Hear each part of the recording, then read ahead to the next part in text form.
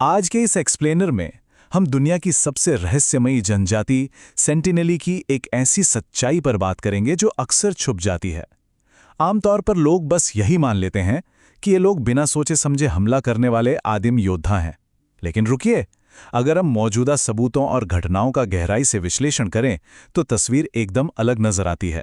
सच तो ये है कि ये बिना वजह किए गए हमले नहीं हैं, बल्कि एक बेहद सोची समझी डिफेंस स्ट्रैटेजी है। ये एक ऐसा समाज है जो अपने अस्तित्व को बचाने के लिए दुनिया की सबसे उन्नत सभ्यताओं का पूरी समझदारी और योजना के साथ डटकर सामना कर रहा है। तो चलिए इस कहानी को समझने के लिए सीधे 1981 के उस खौफनाक मंजर में चलते हैं। जरा सोचिए, बंगाल की खाड़ी में भयंकर तूफान आया हुआ है और एक बड़ा मालवाहक जहाज MV प्रिमरोज मूंगे की चट्टानों में फंस गया है। जहाज पर 28 लोग फंसे हैं। कुछ दिन बीतते हैं और जब वो किनारे की तरफ देखते हैं तो उनके होश उड़ जाते हैं। समुद्र तट पर लगभग 50 सेंटिनेली लोग भाले और तीर कमान लिए पूरी तैयारी के साथ खड़े हैं। और सबसे डरावनी बात, वो सिर्फ खड़े होकर तमाशा नहीं देख रहे थे, बल्कि जहाज पर हमला करने के लिए बहुत ही व्यवस्थित तरीके से नावें बना रहे थे। ये जो कोट आप देख रहे हैं, ये उसी जहाज के कप्तान का असली डिस्ट्रेस कॉल है।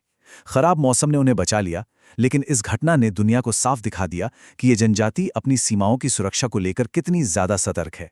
भाग 1, द फॉरबिडन आइलैंड। उस 1981 की घटना के बाद आइए जरा इस निषिद्ध द्वीप के भूगोल को समझते हैं।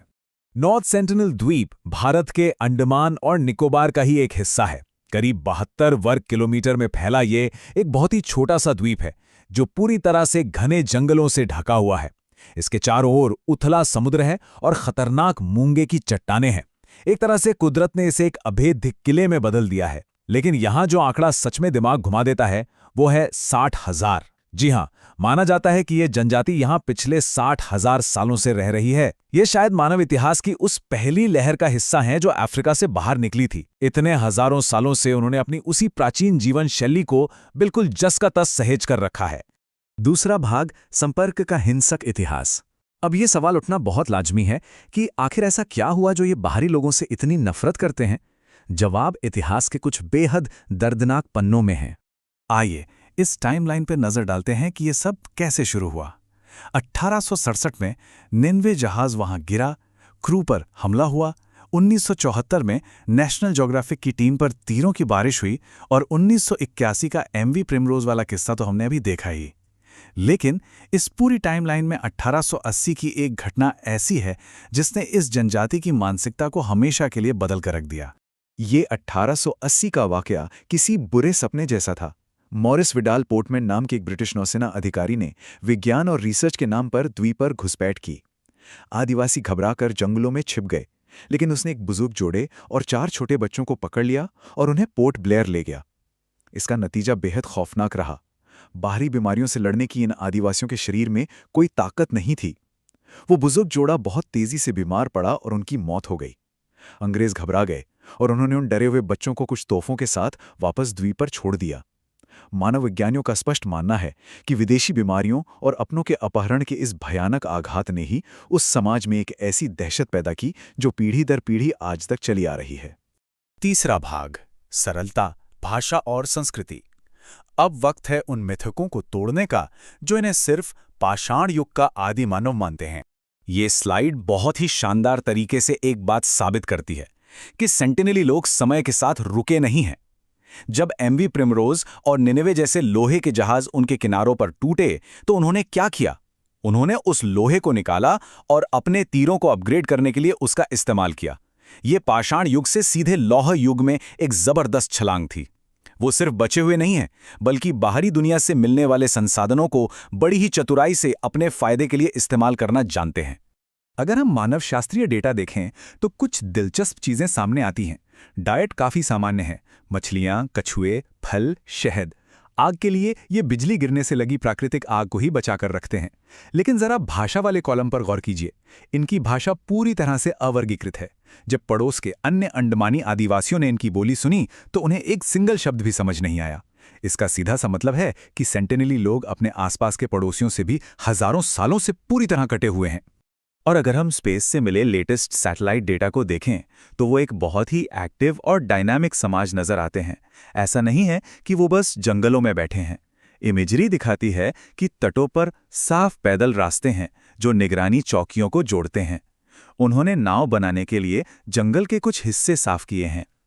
यहाँ तक कि पास के कॉन्स्टेंस द्वीप पर कुछ नई आउटपोस्ट जैसी संरचनाएं भी दिखी हैं।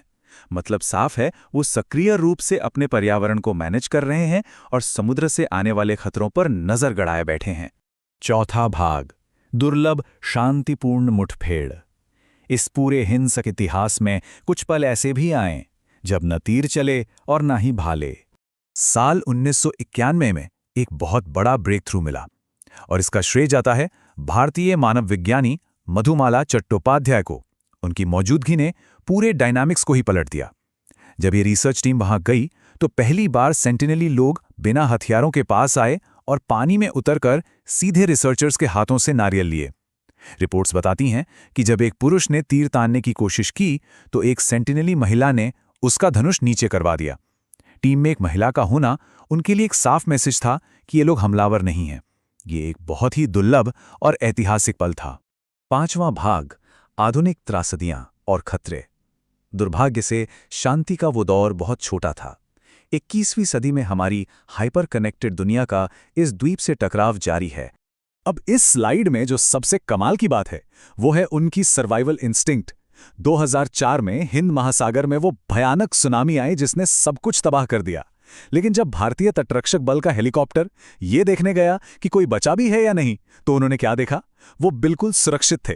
प्रकृति से उनके जुड़ाव ने उन्हें शायद पहले ही खतरे का अंदेशा दे दिया था और वो ऊंचे स्थानों पर चले गए थे। और हमेशा की तरह उन्होंने हेलीकॉप्टर को देखकर तीर चलाए।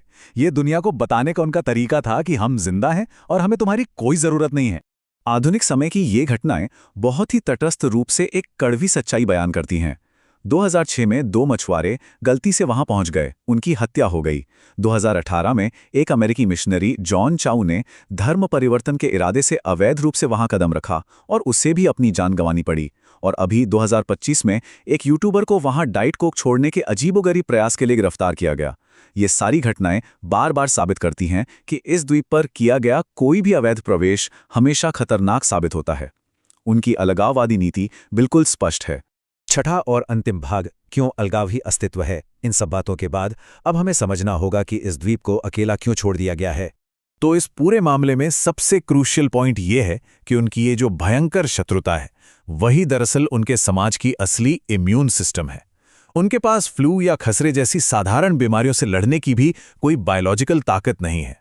बाहरी दुनिया की एक छोटी सी बीमारी भी उन्हें रातों रात हमेशा के लिए खत्म कर सकती है।